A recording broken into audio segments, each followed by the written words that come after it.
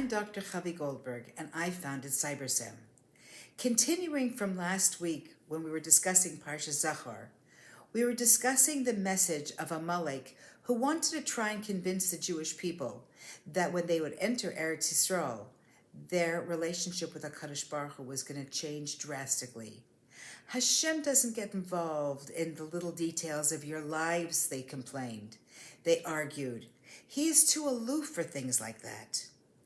So let's take this message of Amalek and see how we find it in the Megillah, and Amalek being the prototype of our Yetzer Hara, how this affects us and how it applies to us personally.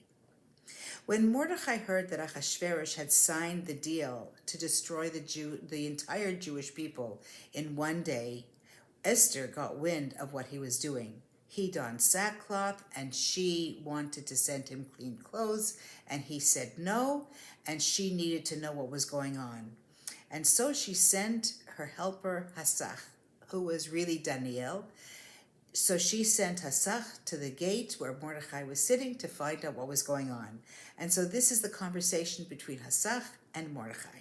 Vayaged lo Mordechai, and Mordechai told him to Hasach, Es kol asher karahu, everything that happened to him. But let's look at that word karahu. It's not really what happened to him, because the Medrash in Esther Rabbah wants to know that if it really wanted to say asher karahu, that which happened to him, it would have said asher kara loi. What is this karahu business? And so Mordechai, the answer to that question is that Mordechai was sending Esther a message in secret code that they both understand that they would both understand that the person that wants to come and destroy Bnei Yisrael is the great grandson of the nation Karahu. Who is that nation Karahu? Well, when we go back to the Chumash, we know that the Chumash talks about the Amalek nation as being Asher Karcha Baderech, using the very same word, who happened upon you, who chanced upon you. Not really chanced upon you, because Amalek, we know from last week, came a very long distance in order to fight with Bnei Yisrael. But the Torah uses the word Asher Karcha, the same shorish, Kuf Reish, to describe Amalek. And Karahu is the grandson of Karahu, of Amalek, is the one who is rising against us now. They didn't refer to Haman by name, just by the word Karahu. When Haman came home from Esther's first party, he told Zeresh everything Asher Karahu. He used the same term about himself. Again, the same word. Amalek was not stupid. He was the grandson of Avram Avinu. He came from a very prestigious family, the most prestigious family in the entire world. But this principle of Hashem's distance lies at the heart of everything that they stand for, and that is in the Yetzer Hara of each and every one of us. The world is random, they say, without hashkacha. There is Hashem in the world, but we only find him in the nisim, the miracles, in the big events, not in the everyday details of our lives. But most importantly, to the regular person, we feel sometimes insignificant, that what I do doesn't matter. I can do a mitzvah, but how does that impact Hashem? How does that impact the world? And so let's look at this a little bit deeper. The world is not random. Look through the parshios of Yosef HaTzadik when Yosef HaTzadik is in Mitzrayim. We're going to compare that to the story of Esther Hamalka in the Megillah. Neither of them have Hashem's name written it even once. There's 3 parshios that are talking about Yosef HaTzadik where Hashem's name is also not there. There's a message between this. Everything and their entire story of the two of them, of Yosef HaTzadik and Esther Hamalka, they were sent far away. There's parallels to their lives. They were sent far away from their homes, from where their parents were, and they became leaders in royalty. Yosef Atzadik became the Mishnah Lamelech in Mitzrayim, and Esther became the queen in the Persian Empire. That was enormous in those days. And in those places, and they gained tremendous strength as Jewish leaders, but it doesn't give the name of Hashem even once.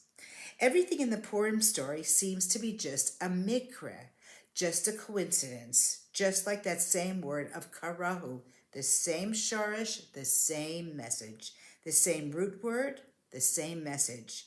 Just the stories seem to be a series of disconnected events without any connection to Hashem and no connection to his master plan. But when we do observe the nisim involved in the Megillah and in the life of Yosef Atzadik, we see the connection. That is where we find Hashem. When we look in those seemingly disconnected pieces, we see that that is where Hashem is found. We are the masks that cover over Hashem's running of nature. It appears that we conduct our lives according to our own plans, but in fact we act with Hashem remaining behind the curtains, being the true director of the show. Fascinating thought. I thought about long and hard before I condensed this into this talk. Amalek did not understand that nature is simply the external facade by which Hashem has given us to cover over his involvement in the world, that he is the true driving force. Nature is the vessel, is the keli by which Hashem makes his plan happen in our physical world. I'm saying this slowly. I want it to sink in. These are fabulous, fabulous ideas. And we evoke the revelation of HaKadosh Baruch Hu, of Hashem, when we do extra mitzvahs and we bring in spirituality into our lives. A very quick story is told of a man who was a shochet in Israel, and he was such an excellent, he was just skilled shochet that people from outside of Eretz Yisrael wanted to give him a contract and wanted him to work for them. But he really didn't want to leave Eretz Yisrael. So what happened? He wrote a letter to the Lubavitcher Rebbe, and he told him what he wanted, that he didn't really want to leave Eretz Yisrael, but he was concerned about parnasa for his family. He wanted to adequately provide for them. And so the Rebbe told him that he should take on some new commitment, some new learning in Torah, different mitzvah that he should do more particularly, and he should not go travel outside of Eretz Yisrael. Well, because the man evoked a piece of spirituality, a special piece of spirituality into his life, then that affected him physically so that he was able to earn a very, very respectable livelihood without having to leave Eretz Yisrael and without having to need to come to leaving Eretz Yisrael for his parnasa. And so the spiritual, it becomes the key to an enhanced physical existence. As we approach Purim, and I know that I'm talking a little bit longer than I really should be, but Purim, I think, deserves this, the message that we can really take to heart in the entire Purim story. Please read the Megillah in this light and take every opportunity to include Hashem's perspective and his presence wherever you turn. I was inspired to write about this Amalek message both last week and this week from a talk given by Rabbi Schneur Ashkenazi on his WhatsApp group from Parshas Zachor. Wishing you a very, very freilich Purim and only good health for everyone and your families. Simchas Purim.